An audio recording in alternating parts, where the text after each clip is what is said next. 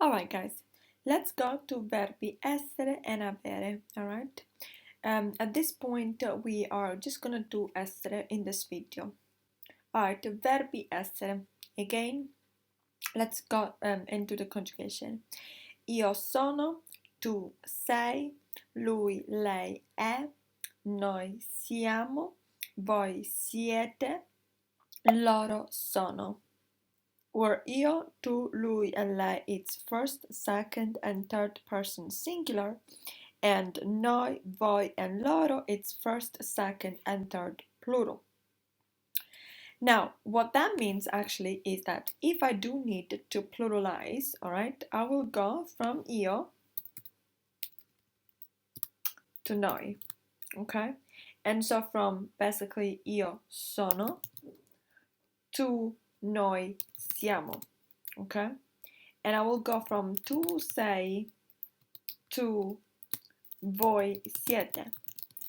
And I would also go from lui or lei è to loro sono. Now, in this case, I do have from sono to siamo, from sei to siete, from è to sono, meaning I'm also changing the verb essere accordingly. However, I can technically pluralize every single sentence, okay? And that is simply because the plural for io is noi, the plural for tu is voi, okay? And the plural for lui or lei is loro, okay?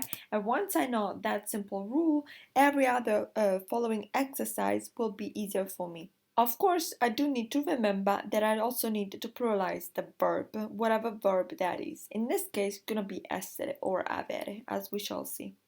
Okay, let's move on and let's go to essere exercises. So we have tu sei alto, io sono magro. All right, tu sei alto, you are tall. Io sono magro, I am thin or skinny. Noi siamo amici, we are friends. Loro sono stranieri, they are foreigner.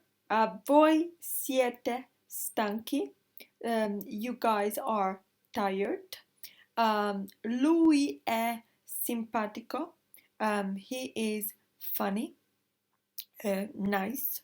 And lei è bella, she is beautiful. Now, guys, first thing that I want to say here is that these ones are all adjectives. And so you guys see or start seeing, hopefully, that in theory, alto could be either alto or alta or alti or alte, right?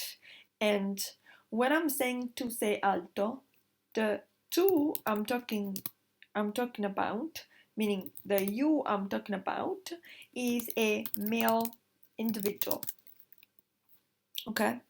So if I'm referring to a woman, I would say tu sei alta. The same, io, because I'm female, I should have said, io sono magra. So, o and a for singular, I and e for plural, okay? If I have here voi, right? Voi siete stanchi or voi siete stanche. The difference being that the stanchi, as you guys see here, it's masculine plural. So that means that in the group there's at least one guy, okay?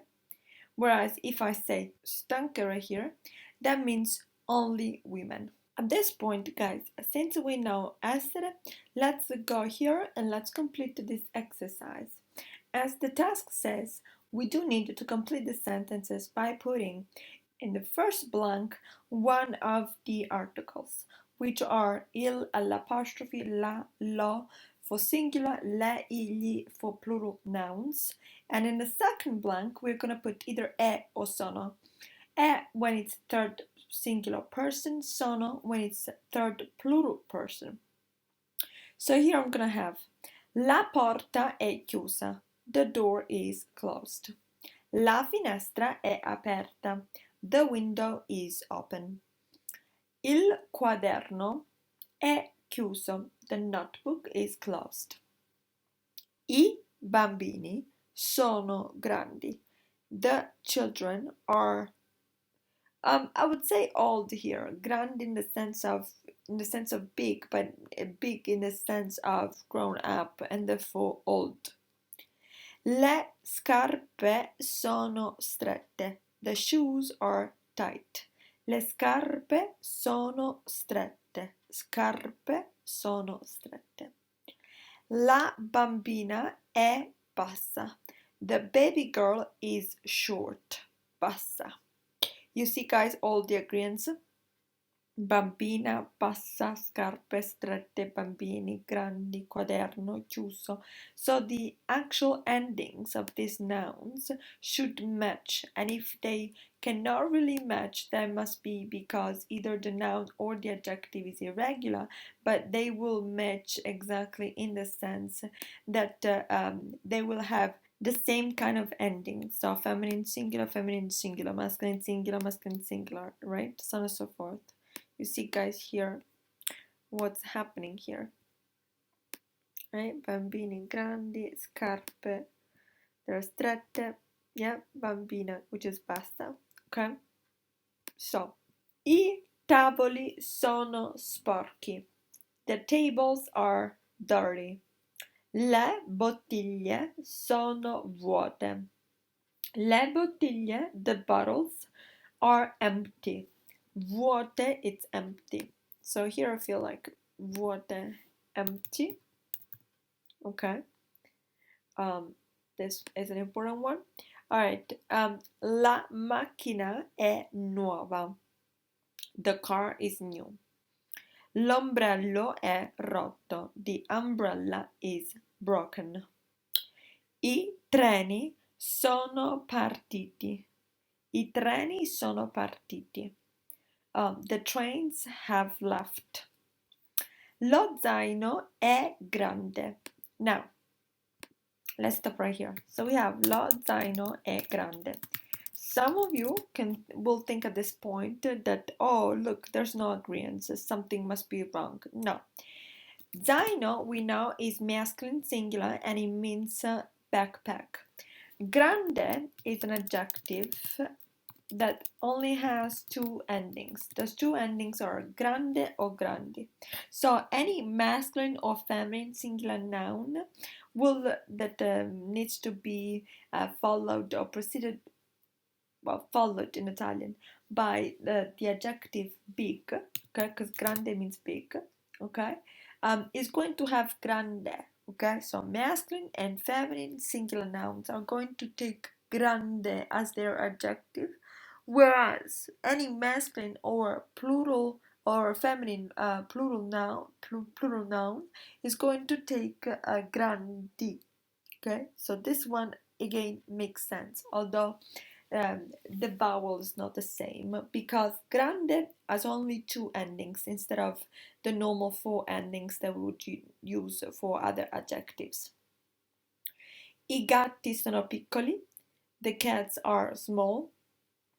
Il cane è cattivo. Same thing here, repeated, except that this time around we do have cane and we do have cattivo, and the adjective is regular, it's a four-ending adjective, whereas cane here, it's not really a regular noun because it ends with e, so it's slightly regular. It's il cane though, right? Il cane, which is dog. Il cane è cattivo. La pizza è calda. Pizza is hot. Gli studenti sono bravi. Okay. Other point to make here. Gli, this is going to be gli studenti. G-L-I. To pronounce gli, just to go with the tip of the tongue, touch the palate, and then put your tongue flat again to normal standard position. Gli studenti sono bravi. They are good. Now we use bravi because bravi means good, but in a sense of competent. Okay, so in other words, what we are saying here is that they do perform well at school. La scuola è chiusa, the school is closed. Le penne sono rosse, the pens are red. And then last one, l'acqua è fredda, water is cold.